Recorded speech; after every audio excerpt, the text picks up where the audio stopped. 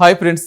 శాశ్వత మంచు భూములు లేదా పెర్మాఫ్రాస్ట్ ప్రాంతాలు కరుగుతున్నాయంటే సాధారణంగా శాస్త్రవేత్తలు ఆందోళన వ్యక్తం చేస్తూ ఉంటారు. ఎందుకంటే వాటిలో లక్షల ఏళ్లుగా బంధించబడి ఉన్న కార్బన్ బయటకు వచ్చి గ్రీన్ హౌస్ వాయుల రూపంలో వాతావరణంలో చేరుతుంది. అయితే తాజాగా జరిగిన ఒక అధ్యయనం ఆసక్తికర విషయం వెలుగులోకి తీసుకొచ్చింది.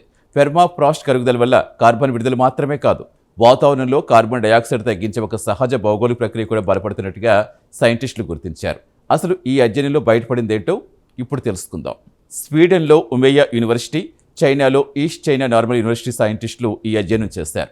ప్రపంచ ఉష్ణోగ్రతలు పెరుగుతున్న కొద్దీ అనేక ప్రాంతాల్లో పెర్మాఫ్రాస్ట్ కరుగుతుంది. దీంతో వేల ఏళ్లుగా మంచులో బంధించబడి ఉన్న సేంద్రీయ పదార్థాలు సూక్ష్మజీవులు విచ్ఛిన్నం చేసి కార్బన్ డయాక్సైడ్, మీథేన్ వంటి గ్రీన్ హౌస్ వాయువులు విడుదల చేస్తున్నాయి. అయితే ఇదే సమయంలో మరో ప్రక్రియ కూడా జరుగుతుందని పరిశోధకులు గుర్తించారు. పెర్మాఫ్రాస్ట్ కరిగినప్పుడు ఎంతకాలం మంచు కింద దాగి ఉన్న ఖనిజాలు, రాళ్ళు ఉపరితలాలు బయటకు వస్తాయి. నీరు వీటితో ఎక్కువగా ప్రతిస్పందించడం ప్రారంభిస్తుంది. దీన్ని కెమికల్ వెదరింగ్ అంటారు. ఈ ప్రక్రియ వాతావరణంలో కార్బన్ డయాక్సైడ్ వినియోగించే సామర్థ్యాన్ని కలిగి ఉంటుంది. ఈ ప్రభావం అర్థం చేసుకునేందుకు పరిశోధకులు టిబెట్ క్వింగ్ హై పీఠభూమిలో 50 నదులు అధ్యయనం చేశారు. నదుల నుంచి వెలువడే కార్బన్ డయాక్సైడ్, కరిగిన కార్బన్ పదార్థాలు, ఐసోటోప్ నమూనాలు, భౌగోళిక రసాయన సమాచారం విశ్లేషించారు. ఈ పరిశోధనలో పెర్మాఫ్రాస్ట్ కరిగిన ప్రాంతాల్లో రాళ్ల వాతావరణీకరణ ప్రక్రియ లేదా కెమికల్ వెదరింగ్ వేగవంతమవుతోందని వారు గుర్తించారు. పరిశోధకుల ప్రకారం పెర్మాఫ్రాస్ట్ తగ్గిన ప్రాంతాలు నదుల నుంచి విడుదలయ్యే కార్బన్ డయాక్సైడ్ పరిమాణం తగ్గుతుండగా రాళ్ల వాతావరణీకరణ ద్వారా కార్బన్ శోషణ పెరుగుతోంది.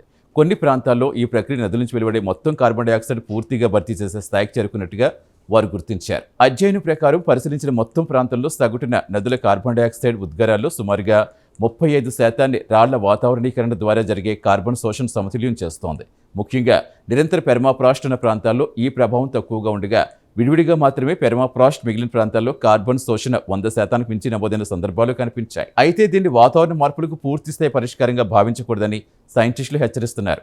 ఎందుకంటే అన్ని రకాల కెమికల్ వెదరింగ్ ప్రక్రియలు కార్బన్ డయాక్సైడ్ను తగ్గించవు. కొన్ని సందర్భాల్లో అవే తిరిగి కార్బన్ డయాక్సైడ్ విడుదల చేసే అవకాశం కూడా ఉంటుంది. అయినప్పటికీ ఈ భౌగోళిక ప్రక్రియ ప్రస్తుతం వాతావరణ నమూనాల్లో తగిన స్థాయిలో పరిగణలోకి రావటం లేదని పరిశోధకులు అంటున్నారు. చూస్తారుగా, ఇప్పటి వరకు పెర్మాఫ్రాస్ట్ కరుగుదలంటే కేవలం గ్రీన్ హౌస్ వాయువుల విడుదలకే కారణమవుతుందని భావించేవారు. అయితే జీవ సంబంధ ప్రక్రియలతో పాటుగా భౌగోళిక ప్రక్రియలు కూడా కార్బన్ చక్రంలో కీలక పాత్ర పోషిస్తున్నాయని ఈ అధ్యయనం వెల్లడించింది. కరుగుతున్న మంచు భూముల్లో ఒకవైపు కార్బన్ విడుదలవుతుండగా మరోవైపు రాళ్ల వాతావరణీకరణ ద్వారా వాతావరణంలో కార్బన్ డయాక్సైడ్ కొంతమేర తగ్గే అవకాశం ఉందని సైంటిస్టులు గుర్తించారు. భూమిపై వాతావరణ వ్యవస్థ ఎంత సంక్లిష్టంగా పనిచేస్తుందో ఈ అధ్యయనం మరోసారి చూపించింది.